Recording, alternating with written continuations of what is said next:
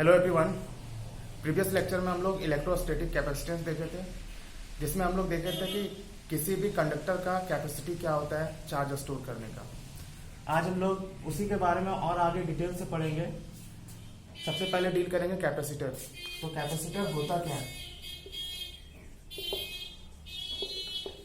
Capacitor एक device है जो कि क्या करता है, स्टोर करता है इलेक्ट्रिकल एनर्जी को in the form of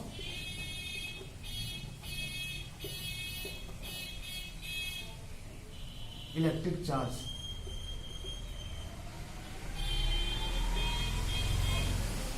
capacitor क्या है? Capacitor is a device which store electrical energy in the form of electric charges. तो सबसे पहले हम लोग यहाँ पे डील करेंगे कि जो कैपेसिटर है उसका नीड क्यों हुआ, कंडक्टर के साथ क्या प्रॉब्लम हो रहा था, और साथ ही देखेंगे कैपेसिटेंस क्या होता है किसी भी कैपेसिटर का।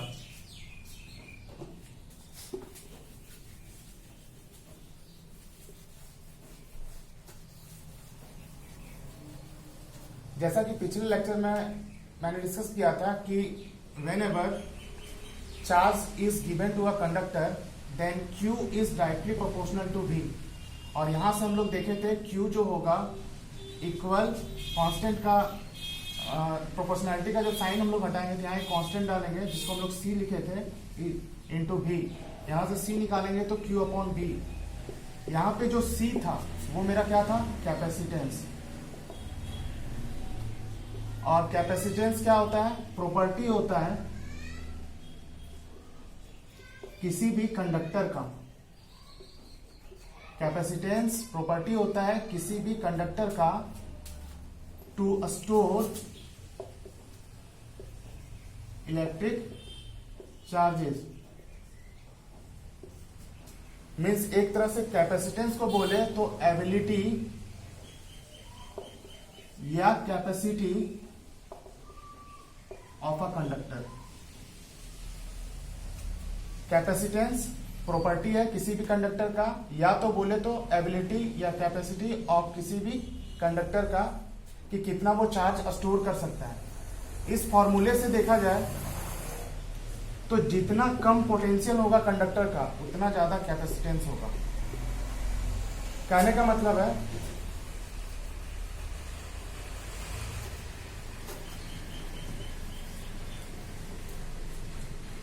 सपोज ये मेरा एक कंडक्टर है जिसपे हम लोग प्लस चार्ज दे रहे हैं, और चूंकि ये कंडक्टर है इसलिए ये चार्ज क्या होगा, इसके सरफेस पे यूनिफॉर्मली डिस्ट्रीब्यूटेड हो जाएगा।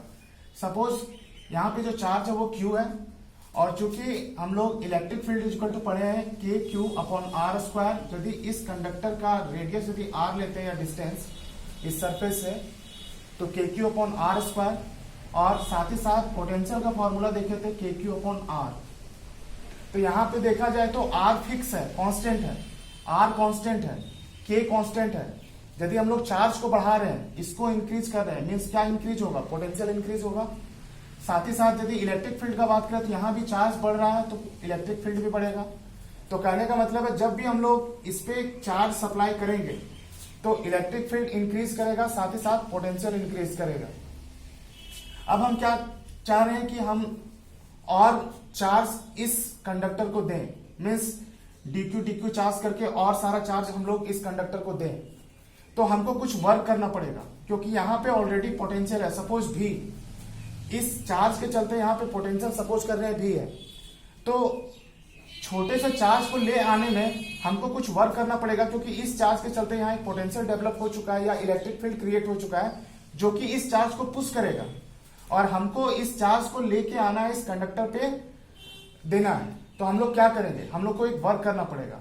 तो चूंकि हम लोग पोटेंशियल डिफरेंस सपोज यहां हम लोग इन्फिनिटी से लेके आ रहे हैं तो V माइनस जीरो, क्योंकि इन्फिनिटी पे पोटेंशियल कितना होता है, जीरो, तो V minus zero is equal to dW upon dQ।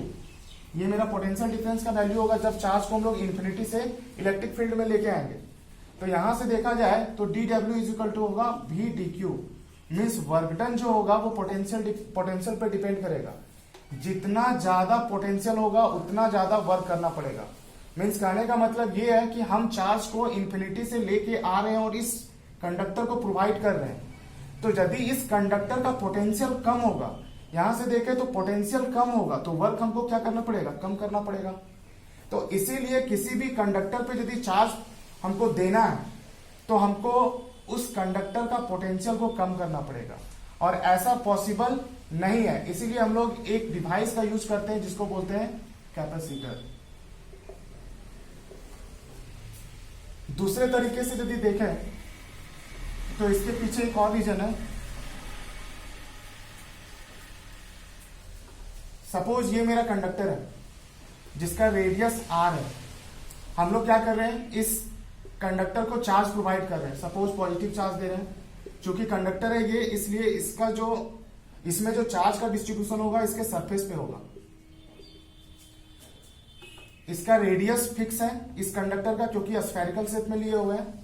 हम लोग इस कंडक्टर को चार्ज दे रहे हैं तो इलेक्ट्रिक फील्ड इंक्रीज करेगा, क्योंकि R मेरा फिक्स है, Q बढ़ा रहे हैं तो E मेरा ऑब्वियस है कि बढ़ेगा। इसी तरह यदि V का बात करें पोटेंशियल का, तो KQ/R होता है। R मेरा फिक्स है, कांस्टेंट है, K भी मेरा यहाँ कांस्टेंट है, तो Q को इंक्रीज कर रहे हैं, मीन्स V भी इंक्रीज होगा। अब इस कंडक्टर का बात करें तो ये आइसोलेटेड है, मीन्स इसका बाहर का कुछ इफेक्ट इस पे नहीं है। लेकिन यदि बात किया जाए तो इस कंडक्टर के अगल बगल जो मीडियम है वो कौन सा है, वो एयर पार्टिकल्स है या एयर है। तो सपोज यदि हम लोग इस कंडक्टर को चार्ज देते जा रहे हैं तो इलेक्ट्रिक फील्ड ज्यादा मजबूत होते जा रहा है। तो हम लोग यहां से एक चीज नोटिस कर सकते हैं कि जो एयर मॉलिक्यूल्स है, जब हम लोग इस पे चार्ज देते जाएंगे इलेक्ट्रिक फील्ड इंक्रीज करेगा, पोटेंशियल इंक्रीज करेगा, तो ये आसपास के जो एयर मॉलिक्यूल्स है उस पे क्या करेगा, फोर्स अप्लाई करेगा। और जब फोर्स अप्लाई करेगा तो जो बैलेंस इलेक्ट्रॉन होगा इस पे दो फोर्स काम करेगा। पहला तो ये स्ट्रॉन्ग न्यूक्लियर फोर्स जो कि इसको न्यूक्लियस की तरफ अट्रैक्ट करके रखेगा। साथ ही साथ यदि हम इस कंडक्टर पे यदि चार्ज दे रहे हैं तो उस चार्ज के चलते इलेक्ट्रिक फील्ड इंक्रीज होगा, और ये इलेक्ट्रिक फील्ड भी इस पे क्या करेगा, फोर्स एक्सर्ट करेगा। तो सपोज यदि ये स्ट्रॉन्ग न्यूक्लियर फोर्स का वैल्यू 50 न्यूटन है और हम लोग यदि 1 कूलम चार्ज को रख रहे हैं तो 1 न्यूटन का फोर्स इंक्रीज हो रहा है। तो सपोज यहाँ पे हम लोग 15 कूलम चार्ज यहाँ पे रखे तो 50 न्यूटन का फोर्स ये एक्सर्ट करेगा इस पे।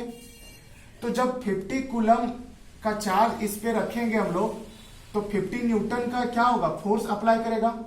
तो 50 न्यूटन तक तो ये बैलेंस कंडीशन में रहेगा, क्योंकि 50 न्यूटन इसको इधर से खींचेगा न्यूक्लियस, और 50 न्यूटन का फोर्स इधर एक्सर्ट कर रहा है इलेक्ट्रिक फील्ड जो क्रिएट हुआ है कंडक्टर में। लेकिन जैसे ही हम लोग 51 कूलम चार्ज का इस पे रखेंगे उस समय 51 न्यूटन क्या हो जाएगा, मेरा फोर्स का वैल्यू हो जाएगा। तो इससे ये फोर्स जैसे ही बढ़ा हुआ इलेक्ट्रॉन क्या होगा, ये बाहर निकल जाएगा, और ये इलेक्ट्रॉन बाहर निकल गया, कहने का मतलब इलेक्ट्रॉन फ्री हो गया।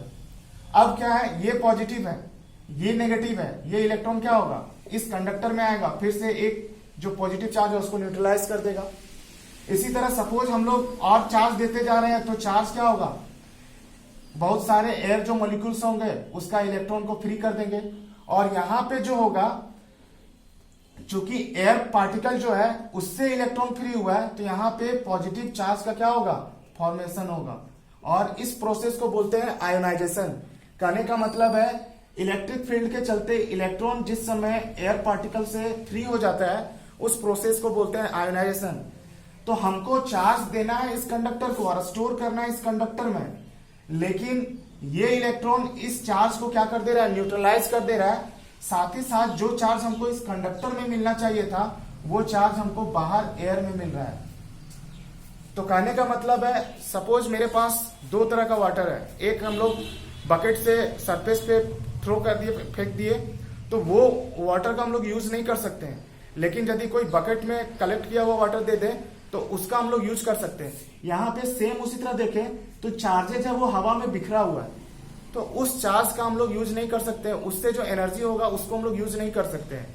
इसीलिए हम लोग उसको स्टोर करने के लिए एक डिवाइस यूज करते हैं जिसका नाम कैपेसिटर है। तो हम लोग किसी भी कंडक्टर को यदि चार्ज देते जाते हैं तो पोटेंशियल इंक्रीज करता है, और after a particular value of potential हम लोग यदि चार्ज इस कंडक्टर को प्रोवाइड करेंगे तो वहां पे लीकेज प्रोसेस स्टार्ट हो जाता है।